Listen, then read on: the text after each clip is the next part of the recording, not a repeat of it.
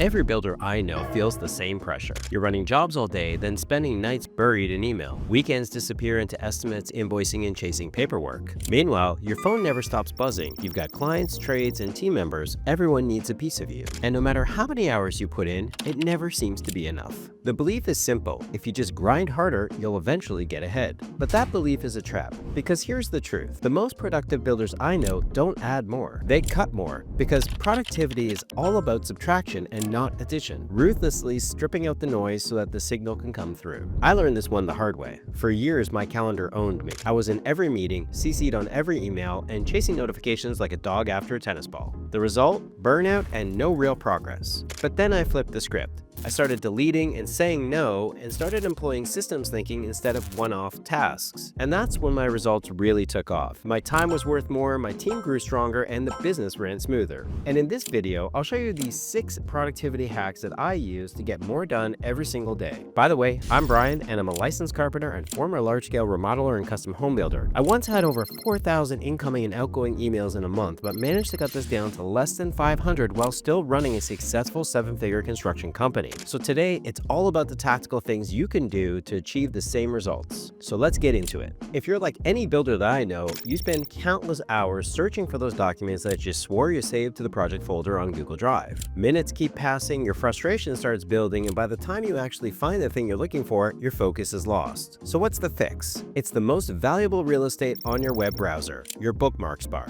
Think of it like the top of your workbench. If it's clean and organized, you can grab what you need and get moving. But if it's cluttered, you spend all your time looking for that tool instead of doing the actual work. Most builders' bookmarks bar looks like a junk drawer in the kitchen. Random links, outdated stuff, and nothing in order. So here are the steps that you can take to leverage this properly. Step 1, purge it. Delete everything. This actually reminds me of how musicians will write a lot of songs and then actually throw out the lyrics. The theory is, if the song is good enough to be produced, the lyrics will come back to them. And it's the same with your bookmarks. If you actually need something again, it'll come up again and then you can bookmark it then. Step 2, rebuild it with folders. This is something that most people don't even know you can do with your bookmarks bar. Use folders to group similar links like finance, marketing, and sales. And once you get more advanced, you can even use folders inside of folders, like those Russian dolls where one fits inside the other. Here's what I recommend to start with. A Google folder for your Gmail, calendar, Google Sheets, Google Docs, etc. A clients folder, and inside that, each active job gets its own subfolder. A templates folder that warehouses all of your commonly used templates. A marketing folder for website access, analytics, and social media accounts. A finance folder for banking, QuickBooks, and other financial reporting tools. And a personal folder, because yes, you need to access your personal life outside of work. And here's the big key, don't let it get stale.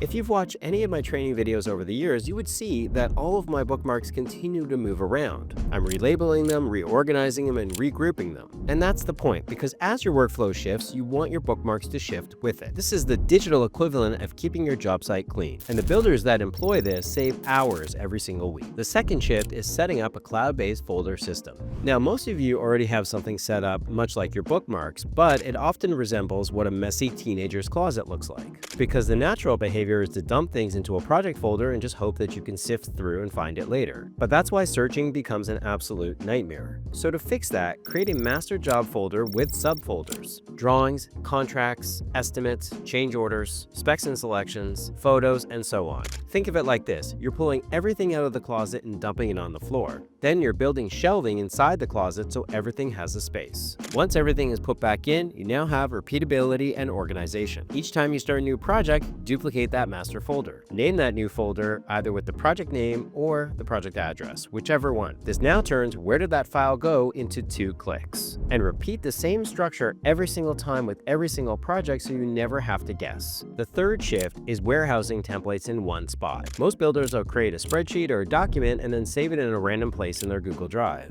Months later, when you need it again, you can't for the life of you find it. So you end up reinventing the wheel by taking the last version that you used on a project and redacting all the information in it. But that's a lot of wasted time. The fix is to keep all of your templates linked in a single folder. And a super cool hack that you can do is actually create a database like I've done here in Notion. Anytime I'm on a client call and I need to pull up a template, I just open up my database. And of course, I've bookmarked this to be in pole position on my bookmarks bar in the templates folder. Now, the important thing here is that the tech doesn't matter, it's the system that does. So use Google Sheets, Notion, Google Docs, doesn't really matter. To start, create one folder in your Google Drive labeled templates. Then every time you make something repeatable, drop it there. Estimate formats, checklists, change orders, anything that you use on a repeatable basis. And before you spend the next 6 hours now trying to organize your Google Drive by adding all your templates into one spot, I want you to just start simply. That means every time you pull up a template from now on, you'll actually do two things. First, you're going to move it from wherever it is in Google Drive into this templates folder. And second, you're going to add the link to your template database. This is systems thinking in action, never solving the same problem twice. Builders who get this right stop wasting hours recreating things they've already built. Instead, they scale their time by reusing what works. The fourth shift is getting in control of your email. You see,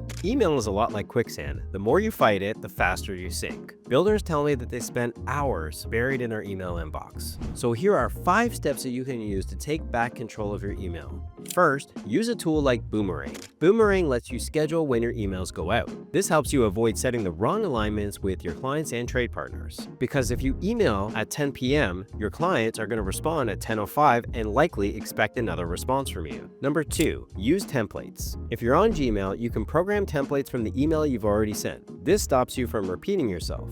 Third, use ChatGPT. I recorded a whole other video on how to use ChatGPT to respond to awkward conversations or difficult client situations. So if you want those specific examples, make sure to check out the video on the top ChatGPT prompts for builders and remodelers. Fourth, bulk your email time. This one's actually quite simple. Instead of constantly checking, set 3 times a day that you're going to actually check it: morning, midday, and end of day. And then stick to it. This way, email stops running your schedule. And number 5, unsubscribe ruthlessly. I once unsubscribed from 50 newsletters in one afternoon. And here's the thing, I actually liked most of them. It's why I signed up for them in the first place. I found value in them, but I had to kill something to reclaim my time. Writers call it kill your darlings. This is when you decide to cut an unnecessary storyline, character, or sentence in a piece of creative writing. Elements you may have worked hard on to create, but must be removed for the sake of the story. In construction, that's like cutting a beautiful design feature for the sake of the project budget. You don't want to lose it, but the project budget is better without it. It's the same with your inbox. Most of what you subscribe to is just noise and distraction. The top 2% is where the real value is. Cut the rest and your inbox becomes a tool instead of a trap.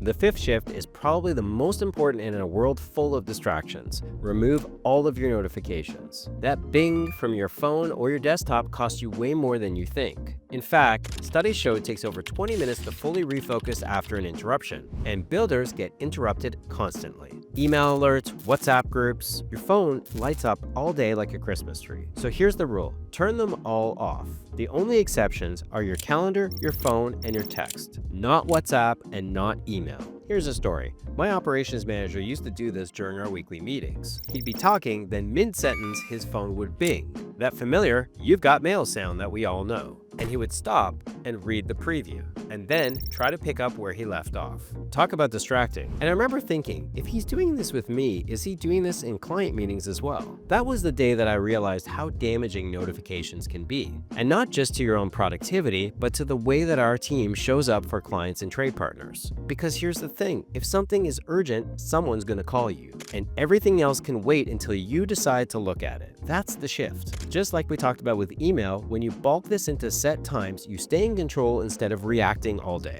This one shift alone can make you feel like you've just gained back hours of your time. The 6th and final shift is changing your availability. This was controversial, I'll be honest, but it was probably the #1 thing that leveraged the maximum amount of my time. You see, for the longest time, I had to be copied on every email, pulled into every meeting, and available at all times. But that wasn't leadership, that was babysitting. So I stopped that. I stopped replying to emails I was CC'd on. Even if someone in the email asked me for my opinion, I would defer to the project manager or site super. It wasn't my job anymore, and soon enough, they stopped copying me on those emails. My job was to meet with each team member one-on-one in a weekly status review. This enabled us to employ systems thinking to bulk the task and discussions together. This meeting was our chance to discuss everything happening in their project, and this is where I gave them their support, but on my terms and my schedule. And guess what? Their confidence grew, their decision-making improved, and the project continued to move forward. Then I started declining meetings tenaciously. Because here's the thing, meetings are usually just one person's agenda and are super unproductive.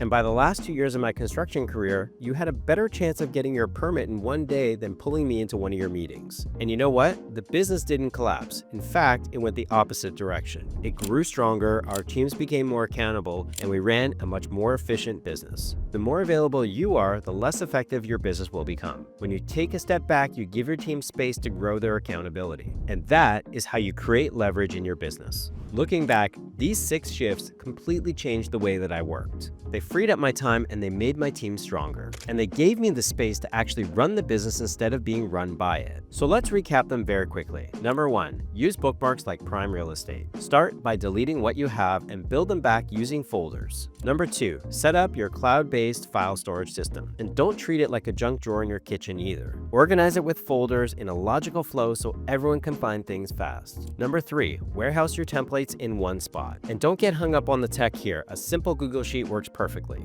Then, always make sure to update it as new templates get built. Number 4, take back control of your email. Stop fighting the quicksand and implement the 5 steps that we talked about. Schedule your emails using Boomerang. Use templates to send the same emails fast. Leverage ChatGPT to write difficult emails and proofread what you've already written. Schedule times to check your email instead of being a slave to it. And be relentless about unsubscribing to everything, except my newsletter if you happen to be on it. Number 5, turn off all notifications. Stop getting interrupted constantly and be more focused and intentional in your daily actions. And number 6, change your availability. Decline as many meetings as possible and keep increasing this as you see your team grow in their accountabilities. These shifts aren't flashy, they're simple. But simple is what works. Each one clears away noise so you can really focus on what moves the needle. And when you stack these together, that's when your productivity suddenly jumps to a new level. Alright guys, that's it for this video on the 6 keys of productivity for builders and remodelers. If you found value from this video, go ahead and subscribe, share with a friend who's also sending emails at 2 a.m. to your clients. Thanks for watching, we'll see you next time.